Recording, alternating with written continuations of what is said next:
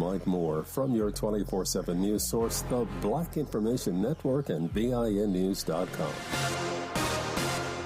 Wendy's is open until midnight or later, which means all your favorite menu items are up later too. The Baconator still tastes just as juicy and bacony at night. So listen to that craving and turn in for the night at a Wendy's drive-thru. Hours may vary at participating U.S. Wendy's. This is the KBLA Sports Minute with Ray Richardson. The Clippers might want to rethink their interest in Portland star Damian Lillard. Lillard's agent Aaron Goodwin is telling every NBA team except the Miami Heat to stop trade talks with Portland. Lillard has said Miami is the only team he wants to play for after demanding a trade from the Trailblazers. The Clippers, Philadelphia, and Miami are among the teams trying to put together a trade package for the seven-time All-Star. The next match at Wimbledon for Francis Tiafoe is Saturday morning against Grigor Dimitrov of Bulgaria. Tiafoe is the only Black American male tennis player ranked in the top 10 in the world. Tomorrow night at 7 here on KBLA Talk 1580, join me and my co-host Neil Scarborough, the editor extraordinaire for Out of Bounds. You can be a part of the conversation at 1-800-920-1580. No debates, no speculation, just the info you need. That's your KBLA Sports Minute. I'm Ray Richardson. More news, opinions, and conversation when we come forward on KBLA Talk 1580. 2 years ago, on Juneteenth 2021, KBLA Talk 1580 launched with a promise to give disenfranchised fellow citizens a voice in current political, economic, social, and cultural issues with an empowering, sustainable, and restorative language. Everybody's got a little light under the sun, under the sun, under the sun, under the sun.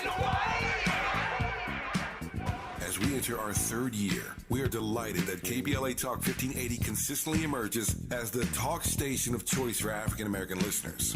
In a vigorous public opinion research study, the 2023 African American Media Issue Survey finds that for the second consecutive year, KBLA Talk 1580 remains the most trusted, credible, and reliable media source in Southern California for African Americans and beyond. Furthermore, 80% of those surveyed agree that outlets like KBLA Talk 1580 provide honest and authentic content about the issues most important to the Black community directly from Black journalists who understand the issues that need to be addressed. At KBLA Talk 1580, we remain committed to curating conversations that matter to you. Thank you for your continued support. We're unapologetically progressive. KBLA Talk 1580. The station that sounds like the city looks. The city looks.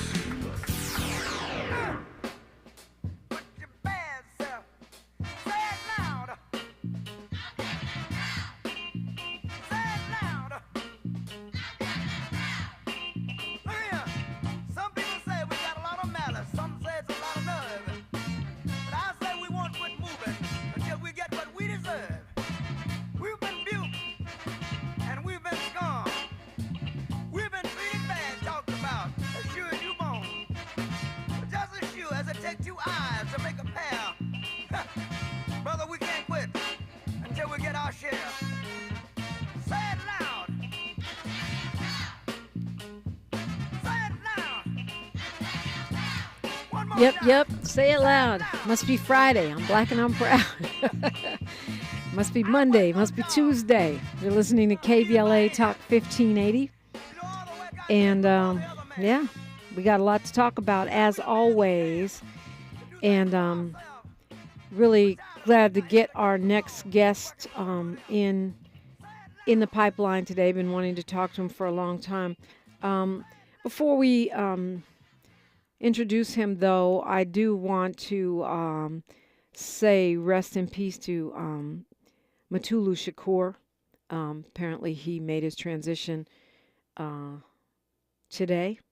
He had been stricken with a form of cancer, had finally been released from prison after 60 years in December, and was able to spend this past 6 months of his life with his family.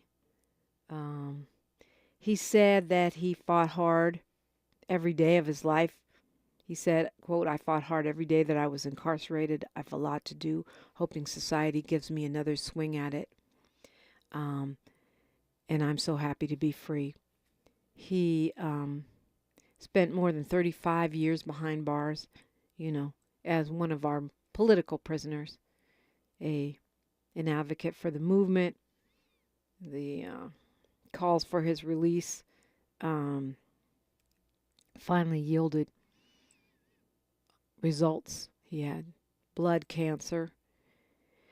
After being denied release many times, he was able to spend his final days with his family in Los Angeles, his son, the rest of his family. Of course, Shakur was known as Tupac's stepdad, and I'm so thankful that he was able to be released ahead of him making his transition, but really sad that he was only granted 6 months of freedom. So rest in peace to Mutulu Shakur. Yeah, prayers going up. Well, speaking of black and proud, welcoming into the conversation now the Senior Vice President of the Hollywood Bureau of the NAACP. He's responsible for all things Hollywood concerning the organization, the civil rights organization, including overseeing the Image Awards. He's worked in the entertainment industry as an executive for nearly 3 decades in film, television, music, theater, radio, and digital media. He started in theater management and concert promotion, got into NBC Business Affairs, moved on to LA, joined Fox. He's done many aspects of the entertainment business, was a director of creative affairs for HBO Independent Productions, and has produced for NBC, Fox, HBO, Showtime, Stars, Comedy Central, Lifetime, PBS, Warner Brothers, and more. He's got a bachelor's degree from Ohio University and his JD from Widener School of Law, admitted to the Pennsylvania Jersey Bar Association, and he's a supporter of the Black Entertainment and Sports Lawyers Association and the National Association of Multi-Ethnicity in Communications. Kyle Bowser, good morning. Good morning, Dominique. How are you? I'm blessed. How are you doing? I'm doing okay. Listening to you run through the years of my career, and then also juxtaposing that to your report about Mutulu Shakur, it just reminded me that we all serve in very many different ways, and I think the objective is to be committed to whatever your assignment is, and he certainly was committed.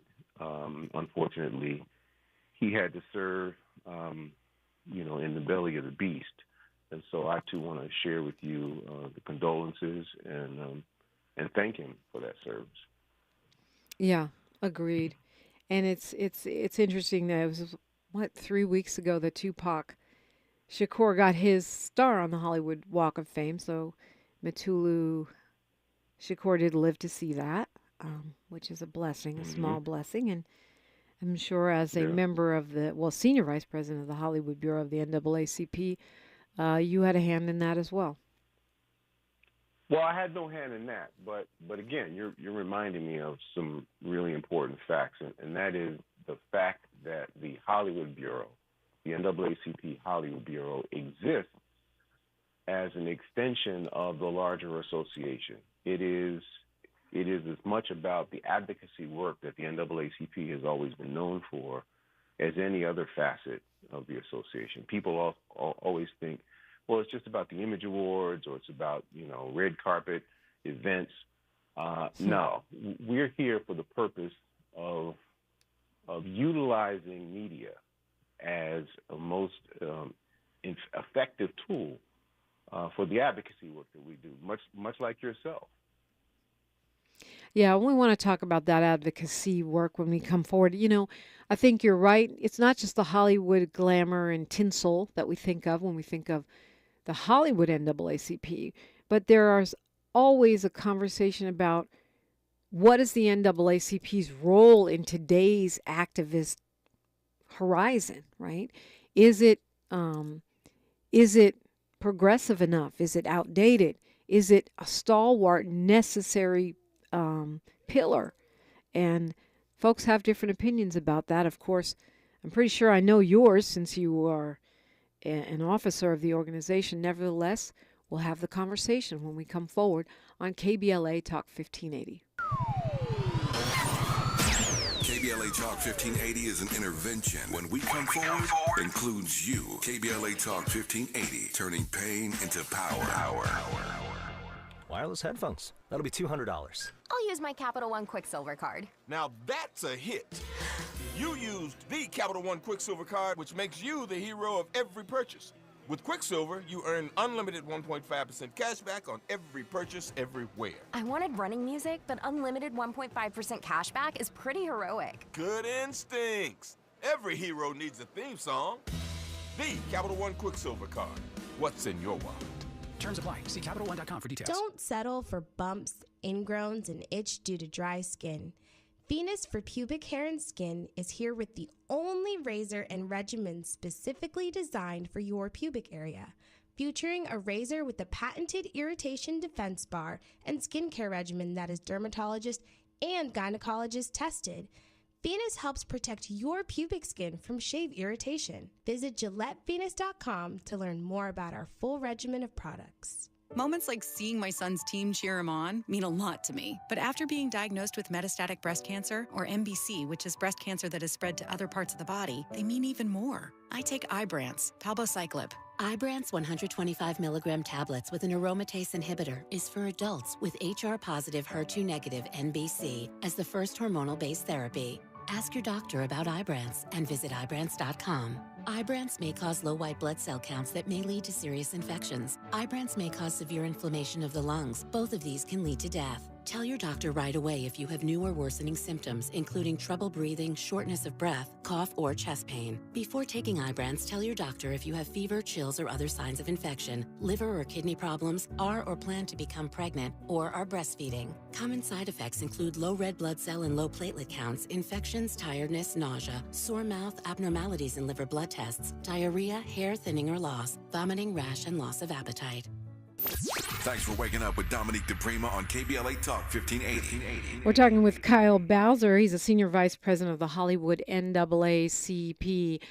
And of course, you know, in this landscape today, you've got lots of new groups, activist groups, not the least of which Black Lives Matter, celebrating their 10th anniversary on July 15th here in Los Angeles. The NAACP is much, much older than that. Some say much more out of date than that. How would you respond to that? Well, thank you for raising the question. I think we should probably go over just a couple of factoids about our history first. So the NAACP has been around, as you mentioned, a long time, 115 years. And we are comprised of 2,200 chapters around the nation. That's in 47 states. Those chapters are principally manned by volunteers. And so when something happens in a local community, typically there is an NAACP chapter that one could reach out to looking for support. We're not a service organization, we're an advocacy organization. So we try to change the ecosphere so that policy can now serve the needs of our community. Within our national organization, though, there is a staff of fewer than 200 people. And that organization has two bureaus, one of which is in Washington, D.C., that faces legislative and policy issues, and the other is the Hollywood Bureau. So we're not a branch. We are a part of the national staff. And as I mentioned earlier, we focus primarily on using media as a tool for advocacy. Our very first campaign in that regard, by the way, happened in 1915, just a few short years after we were founded. That's the year, of course, D.W. Griffith released the film Birth of a Nation. And the organization fought valiantly to have the film banned. Although it was a technical tour de force, the storytelling in that film, of course, portrayed our community as savage, and we didn't think it belonged on the screens. Our efforts were thwarted by President Woodrow Wilson, who sought to make it the very first film ever screened in the White House. It also led to precipitous rise in membership in the Ku Klux Klan, and not just in the South, throughout the Midwest. It also led to a spike in the number of lynchings. So that's when we started to connect the dots between advocacy and media. That's when we understood that what happens on the screens directly impacts perceptions and behaviors, which ultimately leads to policy.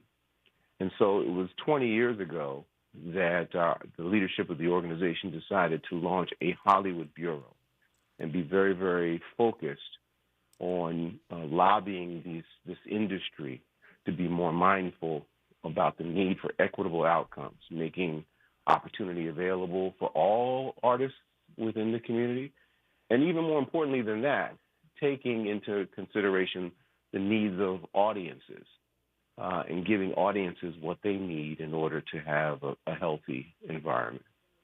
So that's kind of the skinny on the NAACP and its history with respect to media industry. I think we're very relevant today, but I think, like Black Lives Matter, you mentioned, and other organizations, I don't support this group, but Al Qaeda, I think, was very instrumental in changing the modality in which advocacy is exported.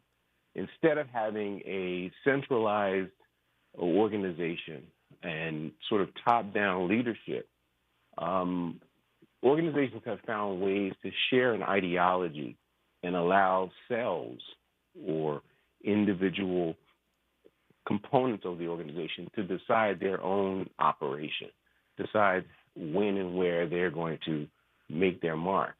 And I think what we have to do as the NAACP is become more influencers. We have to use all of that history and all of that insight that we've developed over the last 115 years and share it in a way that allows people to feel that they are in control of their own destiny.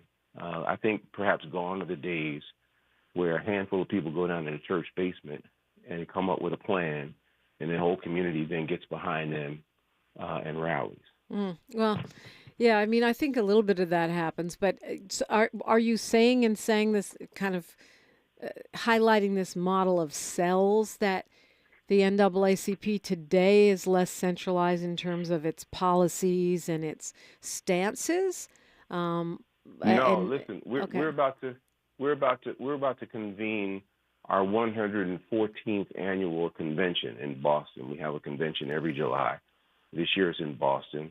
We will have 10,000 or more people converge on the city. We will meet for the better part of a week with all kinds of discussions and plenary sessions, and we will adopt our agenda for the following year. We are still very much an organization that has a structure and very much a matrix of nationwide membership that gets together and decides what its agenda is.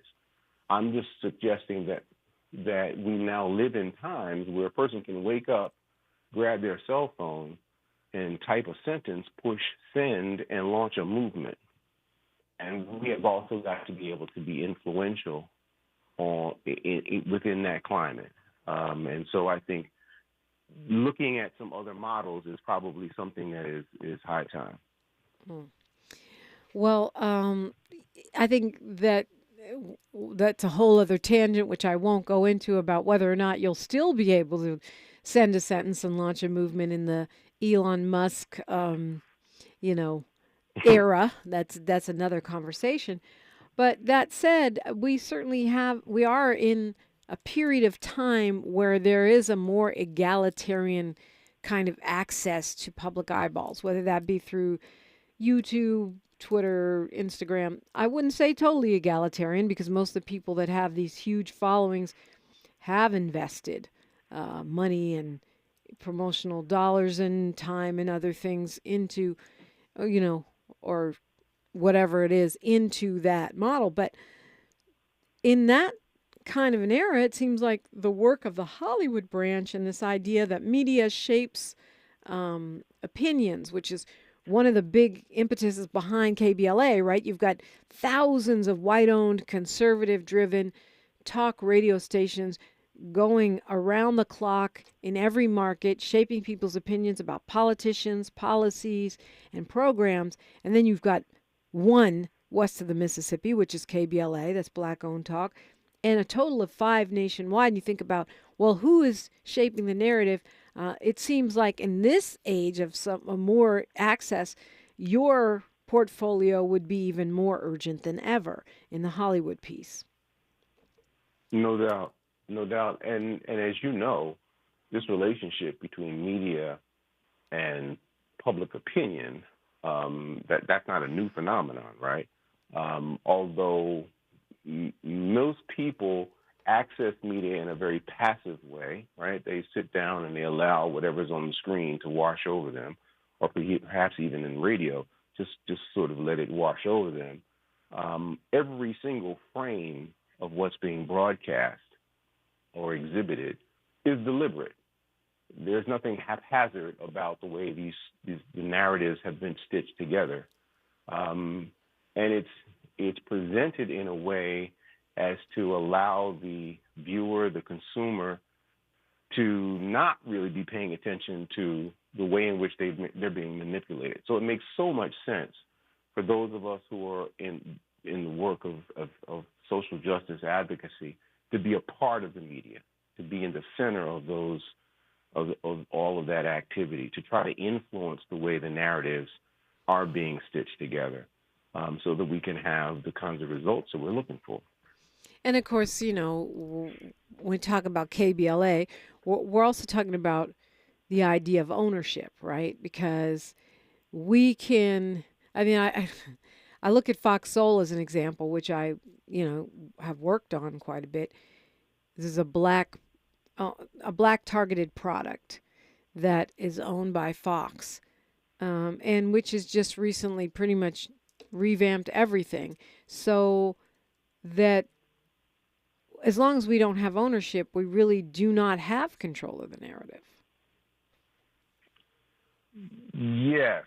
And ownership, hopefully, is something we're going to talk about with respect to BET, right, which is another major media source in our community. But in addition to ownership, in addition to ownership, I think we should have a conversation that's just as loud about equity, because I think there's a certain form of ownership that our community needs to control with respect to our cultural contributions. The things that we create are typically assimilated into something else called mainstream, and the watermark for what the original source is lost. Assimilated, appropriated, all that, right? Exactly. We end up standing in line and buying a ticket for something that we created, and that needs to stop. But when you talk about that, you talk about, that needs to stop. Even when you talk about changing the narrative, these are these enormous asks, right? How do you stop someone from pimping you? That's, to put it simply. I think you make the adjustment from an ask to a demand. And I think you have to develop a cohesive strategy within your own community that asks the question, so what are we prepared to do in the event that they don't respond to the demand? That's the piece that's on us. Well, yeah. And it's baffling because we have so many other things we're contending with, right? If I'm not mistaken, the U.S. Supreme Court just ended affirmative action, which, impacts, you can put your lawyer hat on, and it impacts education, but also employment, potentially, right? Entertainment, potentially. So you say, well, we've got to leverage our power. We've got to leverage our votes, our voices, our dollars to end these practices of cultural appropriation, to gain equity and ownership. But is that first on the list when, the Supreme Court has just in the past year taken away a woman's agency over her own body and overturned affirmative action and legalized discrimination. Sometimes it's really helpful to unpack compounds and try to deal with each element, as a separate task. And then sometimes it's also helpful to see how a lot of these issues are connected, how the dots are connected. Affirmative action has not been ended. Affirmative action for Black folks perhaps is on the trap door. But affirmative action has always been in place in America. It has always benefited folks other than ourselves. And so we have to make sure that the system works for us in the same way it has always worked for others. Whether you call it affirmative action and this is just how we get down, it doesn't matter. We have to make sure that the system is equitable. And the other issues that you raised, I think we have to take a very similar position on. We are full participants in the contributory side of the ledger. What's in it for us on the back end? That's consciousness that we have to develop. So, we only have a couple minutes here before news, traffic, and sports. Of course, we'll continue on the other side of that. But you raised BET. BET is for sale. We've heard Tyler Perry was going to buy it. Now he backed out, supposedly. We heard 50 Cent and all kinds of other folks that are supposedly trying to buy the Black entertainment television franchise. You have another plan. Yeah. First of all, let me say that I have no ill will toward any of the current suitors. I think all of them have demonstrated a business acumen and a commitment to the community that should allow them to acquire BET and turn it into whatever they think it should be. Godspeed to all of them. However, I do know that the Green Bay Packers in 1923 were facing bankruptcy. And in an effort to save the franchise, the move was, let's sell shares to the local taxpayers of Green Bay, Wisconsin. And so today, that team, which is now valued at about $4.25 billion, it is owned by more than 350,000 residents of Green Bay, Wisconsin. And a share costs $300. And so when I look at that model, I wonder, well, is it possible for Black America or Black folk across the globe to own BET? Is there a way for us to structure a deal whereby we become shareholders of that corporation? And, just a minute to go before news, traffic, and sports, but I'm guessing you would say the answer is yes. Yeah, I think we have to dedicate ourselves to it, and I don't know that that doesn't also make room for the current suitors or anyone else to also be a part of that transaction. So I'm not trying to cut them out, but I think this is something that should be on the table. And in the end, if we're not able to affect that very specific plan, perhaps our effort to do so will at least create the pressure necessary to make sure that whoever owns BET programs the platform in a way that satisfies our needs. Could Black America own BET? Could the Black diasporic global community own BET?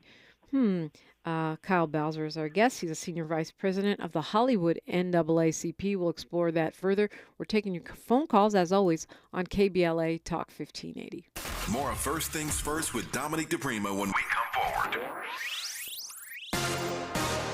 I'm Mike Moore. Here's the latest from the Black Information Network. A former Cincinnati, Ohio police officer has failed to get her job back after being fired for using a racial slur. Rose Valentino was caught on her body camera using a racial slur directed towards a Black person in April of 2022.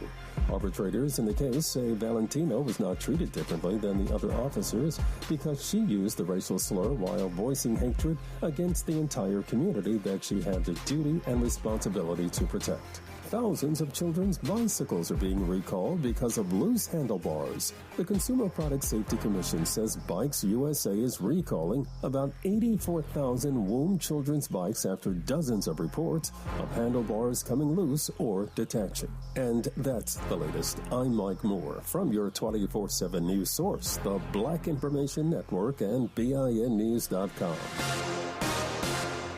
Wendy's is open until midnight or later, which means all your favorite menu items are up later too. The Baconator still tastes just as juicy and bacony at night. So listen to that craving and turn in for the night at a Wendy's drive-thru. Hours may vary at participating U.S. Wendy's. This is the KBLA Sports Minute with Ray Richardson.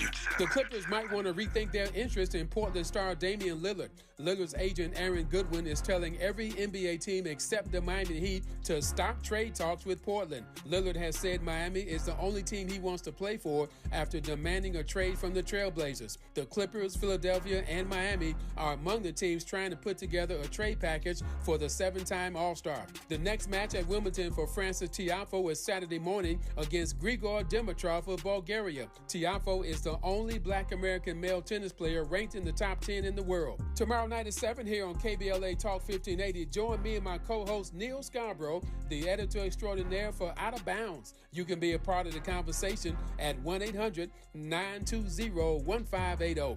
No debates, no speculation, just the info you need. That's your KBLA Sports Minute. I'm Ray Richardson. More news, opinions, and conversation when we come forward on KBLA Talk 1580.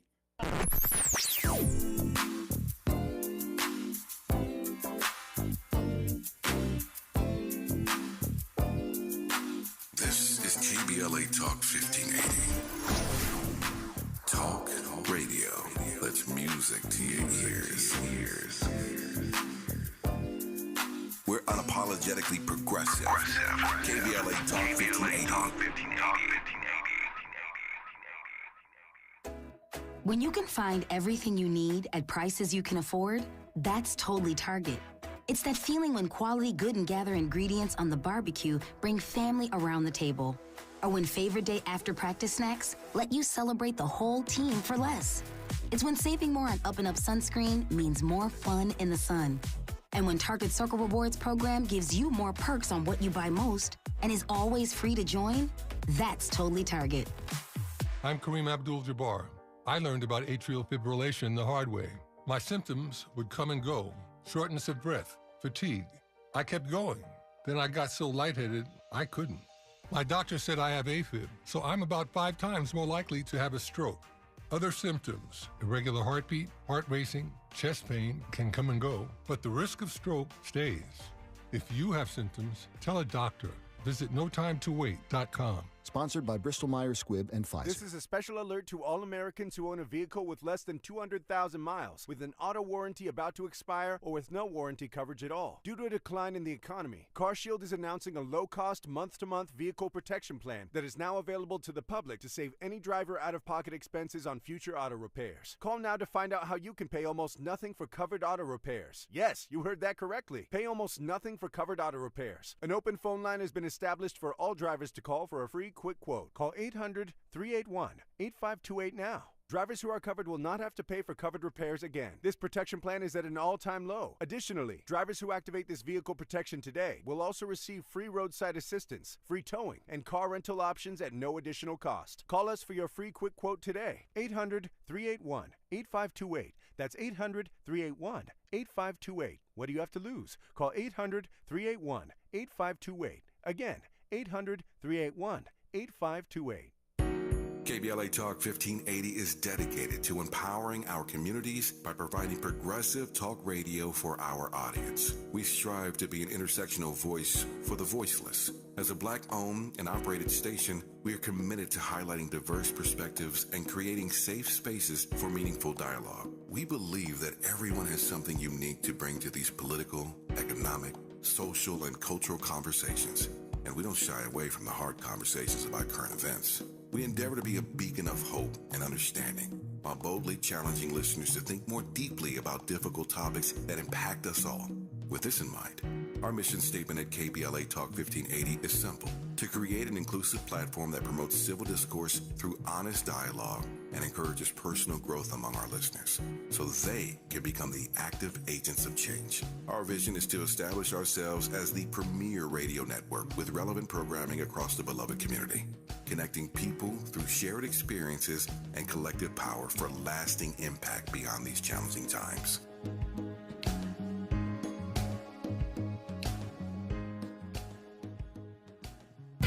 This is KBLA Talk 1580, where hate loses and love wins.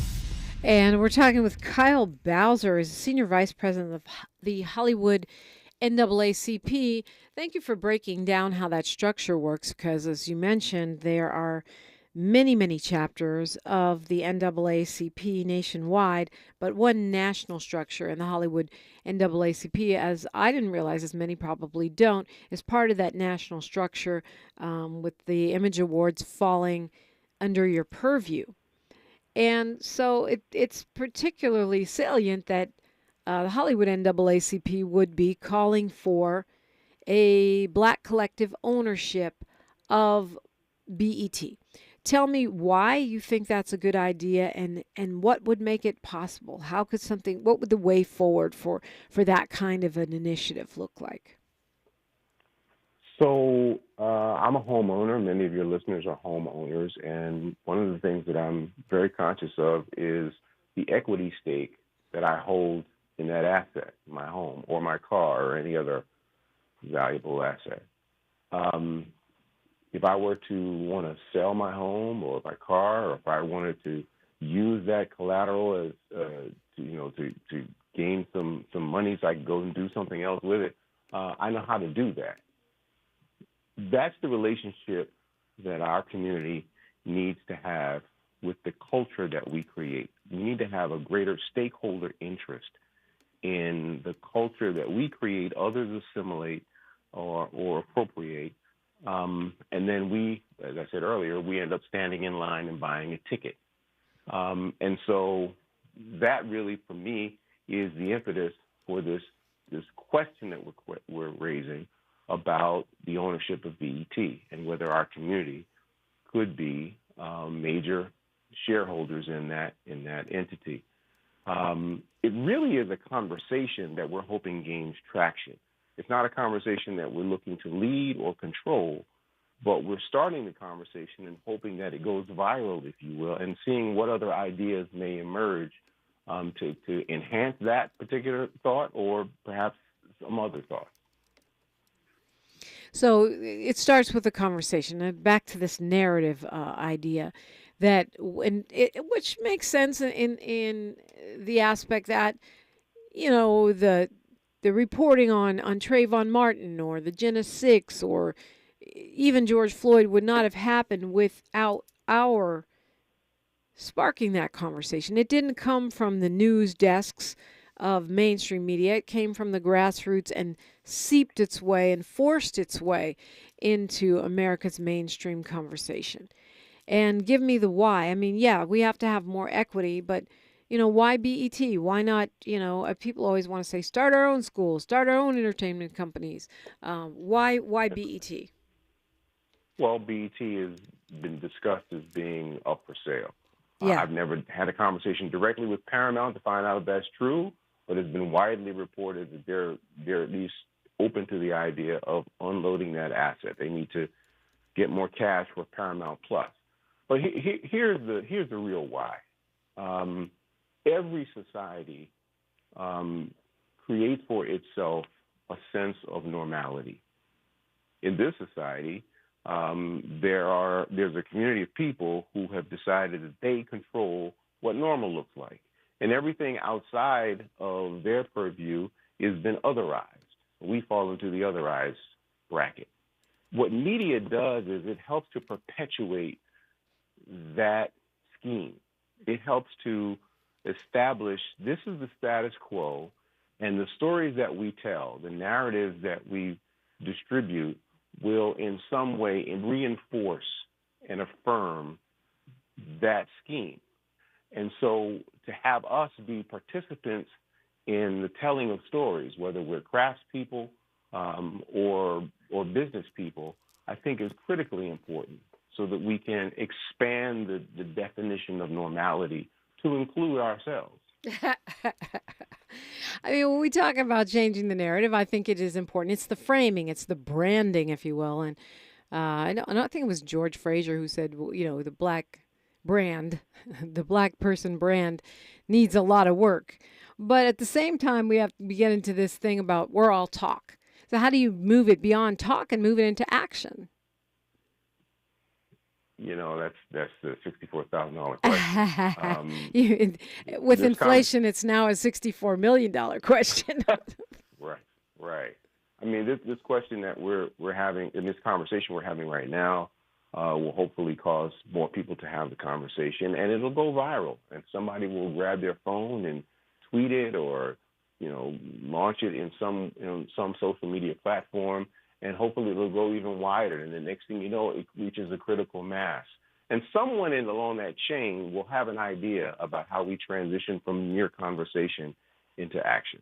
But when we talk about community organizations, and we were speaking on this earlier today, or institutions like the NAACP is with 115 years under its belt, there's a part of it which is like, leave it to chance, crowdfunding, crowd consciousness. But there's another part about building power, and with over 100 chapters and all of these, members, isn't this something that could also be built brick by brick?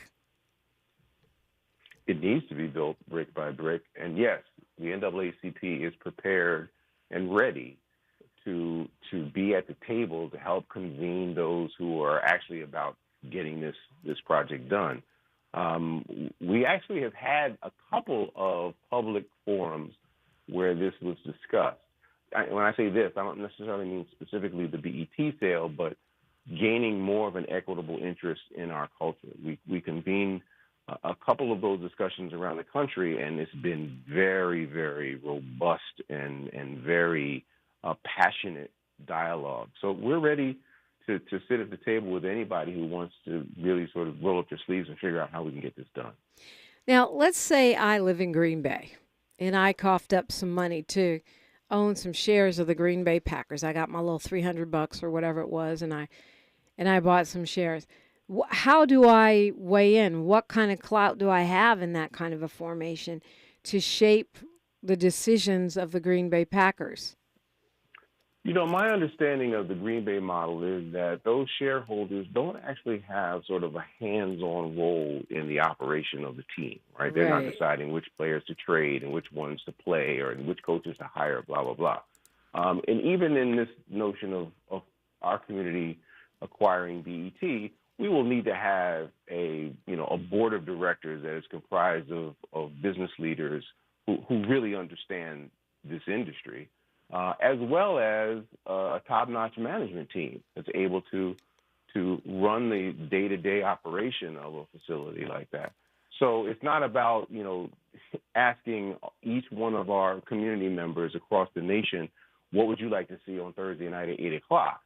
But it is giving them a vested interest in the outcome of BET. Well, I mean, I don't want to be telling, the Green Bay Packers who to put on the bench and who is in the starting lineup.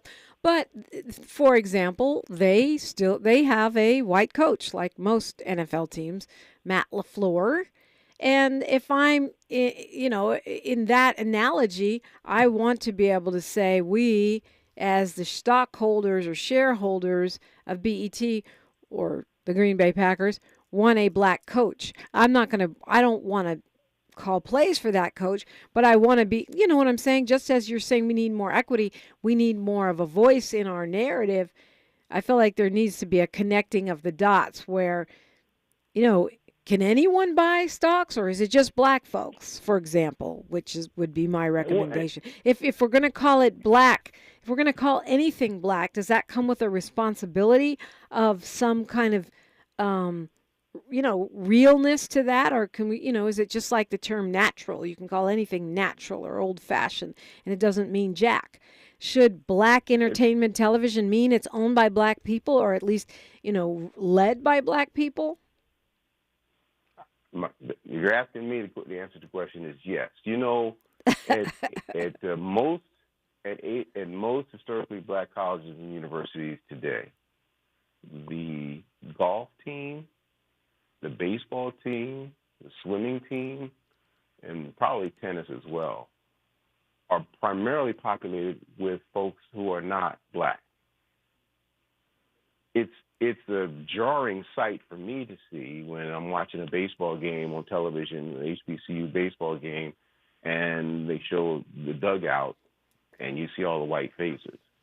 And the question there is, weren't these institutions created as a reaction to the fact that our community was not provided access to other universities?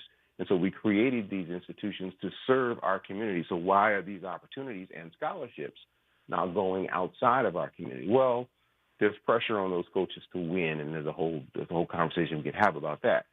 But the point is, yes, I do believe that institutions that were created and targeted toward our community should be either owned or controlled or certainly responsive to the needs of our community. Talking with Kyle Bowser. He's the Senior Vice President of the Hollywood NAACP. Black-owned, black-led, what does it mean? We're talking about BET. We're talking about equity. Not inclusion alone is not enough. Equity, ownership, and the actual stake that we have in our own creativity.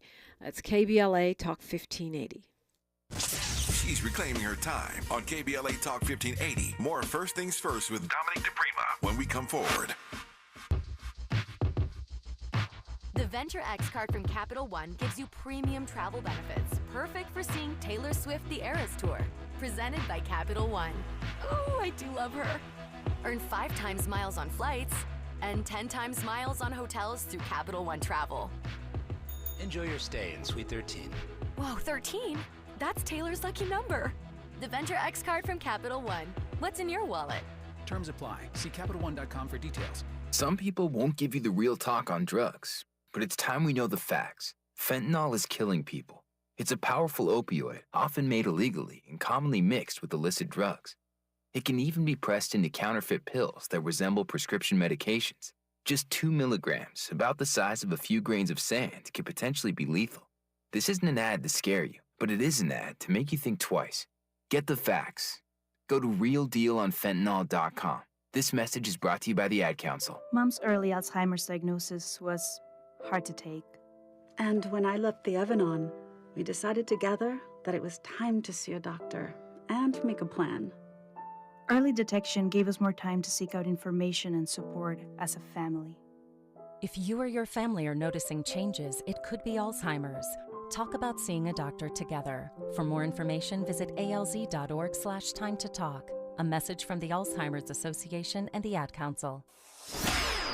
Gotta stay fresh, ma. House shot with a rest bar. Have you visited us online for the grand opening of KBLA.store? For the best in new merch, gift ideas, books, media, and more, log on to KBLA.store. Be sure to check out our KBLA team favorites at KBLA.store today. That's KBLA.store for all the official merch on your favorite talk radio station, KBLA Talk 1580. Find a righteous rage and don't be afraid to say what you see. We're KBLA Talk 1580. And we're talking with Kyle Bowser, Senior Vice President of the Hollywood NAACP. He's a producer, an attorney, an entertainment executive in his own right, and now taking on this piece. So, I think these questions are super important. I think it's very appropriate. The KBLA would be fostering this conversation. If people are hearing this and say, yes, Black people should have collective ownership over BET, or yes, we should have more of an equity stake in our own entertainment, and Hollywood NAACP seems like a place to start, how would they get involved? They can contact our office. You can reach out to me directly at kbowser@naacpnet.org. And we would love to invite them to do such, and we'd love to hear their thoughts on how to refine this idea or scrap this idea or listen to another idea. But this conversation definitely needs to evolve. You know, another facet of this same issue, you talked about the Green Bay and the sports arena. There are 30 Major League Baseball teams. There are 32 NFL teams. I can't remember how many NBA teams there are. 30. But the vast majority of 30. Okay. So the vast majority of all of those teams play in facilities that were publicly constructed, the stadiums and the arenas. Right, which technically is socialism, but that's another show for another day. Exactly. And so another question, and I think we should be considering, is the equity stake that we as taxpayers have in those ventures, and how we can gain more traction with respect to supplier contracts, hiring within those organizations, how we can be more participatory in that commerce, given the fact that those teams are existing on the public community check. Would that deal have had to be done before the contracts were signed, before those sports franchises took our money and ran with it? Yeah, well, what typically happens is after some number of years of playing in a facility, the owners will approach the city and say, listen, we need a new building. Right, we need massive upgrades, yeah. Right, and oftentimes the local leaders fold to that pressure because they don't want to be the ones responsible for the team running away to another city. And so we've got to stop that. We've got to be able to have representation that stands up to the teams and asks the question, well, to what extent is the community benefiting, other than fandom? How are we really benefiting from your existence in that facility? Because realistically, I have seen data on that, and the sports teams don't end up, in many cases, benefiting the local communities as much as one would assume. Just thinking about all that money coming in, yeah, that was startling when I saw that data. Of course, you know, there's a word that often shuts down conversations that begins with the letter R.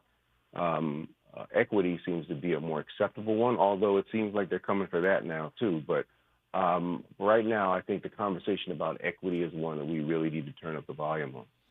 Yep, and before it's illegal, because, and you know, because to me, when you've just legalized discrimination against the LGBTQ community and outlawed affirmative action, even though you say it's still legal for rich people or other people that aren't black, that's a step towards outlawing diversity, equity, and inclusion. So the time to act is now. Right. We come forward, Kyle Bowser. I want to get your closing arguments here, sir, on KBLA Talk 1580. A safe place to go loud. A great place for progressive politics. KBLA Talk 1580. To my hometown, my community. Some of you have known me my whole life. Do you notice anything different about the kids in the neighborhood? Ever paid attention? We might start with gifts, money, attention. These are signs. Child trafficking is happening right here in this town. So don't just watch through the window. Pay attention. Because the more we know, the more we'll all know to say no. Learn the signs to look for and how to help at no-to-say-no.com. KBLA Talk 1580. We've got a lot to talk about. KBLA Talk 1580, connecting you with services and solutions. South Central Youth Empowered Through Action is the youth component of the impactful CBO, known as the Community Coalition. South Central Youth Empowered Through Action has chapters at almost every South LA high school. Say Yeah, as they are popularly known, is located at 80th and Vermont, but serves young people all over South LA. Under the COCO umbrella, they train youth organizers, help underserved scholars prepare for college, and work with students to help help them gain admission to top universities. South Central Youth Empowered Through Action fosters teen activism, where young people have led campaigns moving tens of millions of dollars to South LA schools and forcing officials to make AP classes available to students in under-resourced institutions. SCES scholars have taken part in the March on Washington, been published in major news outlets, and been elected to city council. Long before she was mayor, Karen Bass started the program when she founded the Community Coalition. To donate, volunteer, or enroll a student in South Central Youth Empowered Through Action, please visit cocsouthla.org. cocsouthla.org. This is a community call to action from KBLA Talk 1580.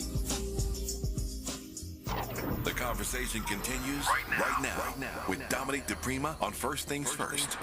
And it's been a pleasure talking with you. I think it's important, as you say, to start, expanding our mindset about ways that we can get a hold of our legacy, our equity, our voice.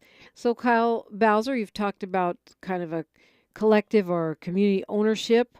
I would hope Black ownership of BET. You've talked about communities looking at their stake in sports teams and changing the narrative in terms of the impact of entertainment on public policy and so much more. Prevailing attitudes.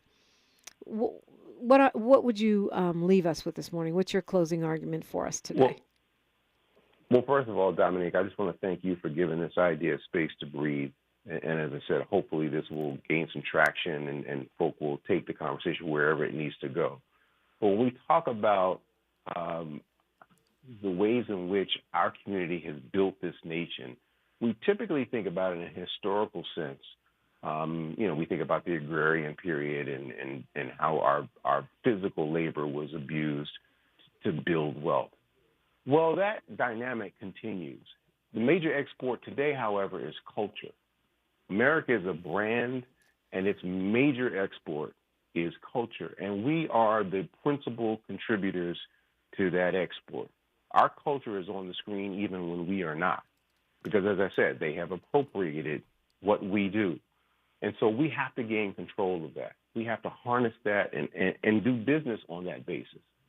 They say if it's not you can't do it without us if it's about us, or whatever that expression is. The point is, we have to have much more control over the way in which our culture is exported. Yeah. We've got another minute here, Kyle Bowser. Let's get our NAACP call to action going. You know what? Get involved. The NAACP is more vital than it ever was. It may appear otherwise because we have so much traffic in the advocacy space now. But the reality is, as I said, 2,200 chapters across the nation in 47 states, millions upon millions of card-carrying members. And then, of course, we know the influence goes way beyond that. So please be a part of that movement. Be a part of that legacy. That's one of the things I'm very proud of, is that at some point I'll be able to look back and say, I too was a part of that legacy. And so join us, be a part of us, and be a part of this conversation, moving it forward. Well, thank you, Kyle, for the work that you're doing there at the NAACP. It is very, reassuring to know that someone with your track record and your clout in the entertainment industry is leading, or helping to lead, the Hollywood branch of the NAACP, which is so important in actually changing the narrative. Appreciate you. Thank you much. Take care. And you take care as well. Happy Friday. The best of Tavis Smiley is up next. Don't forget to check in with blmgrassroots.org to find out all about a week from Saturday, the big festivities for the 10th anniversary of Black Lives Matter. Don't forget to follow us on all of our socials, KBLA 1580. There's a lot of conversation going on there. More pictures from my trip to Africa to come. I've got so many still to post. Haven't even done New Orleans in LA yet. That's coming soon too. That's what I'm representing with the t-shirt. History is now, and we are making it together. I'm Dominique DiPrima. Until Monday, one love. KBLA 1580 Santa Monica. I'm Mike Moore. Here's the latest from the Black Information Network. A former Cincinnati, Ohio police officer has failed to get her job back after being fired for using a racial slur. Rose Valentino was caught on her body camera using a racial slur directed towards a black person in April of 2022. Arbitrators in the case say Valentino was not treated differently than the other